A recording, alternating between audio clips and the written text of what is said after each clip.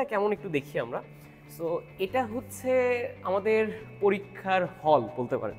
So কত বড় একটা রুম, এবং আমরা মাত্র 36 জন স্টুডেন্ট। এই 36 জন স্টুডেন্ট আমরা এত বড় একটা রুমে পরীক্ষা দিয়েছি। আমি আপনাদের সিট স্ট্রাকচারটা বলি। সো প্রথমে এই একটা সিটে একজন বসে, এবং এর পরে 3টে সিট ফাঁকা রেখে আরেকজন বসে। সো আপনি বুঝতে পারছেন এত বড় একটা রুমে 36 জনকে ডিভাইড করে দেওয়া।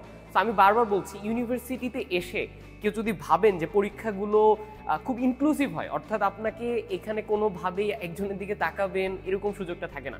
সো যারা অ্যাডমিশন ফেজটা পাশ করে আসছেন, তারা জানেন যে কিভাবে ইউনিভার্সিটি এক্সামগুলো আসলে দিতে হচ্ছে বা দিতে হবে সামনে।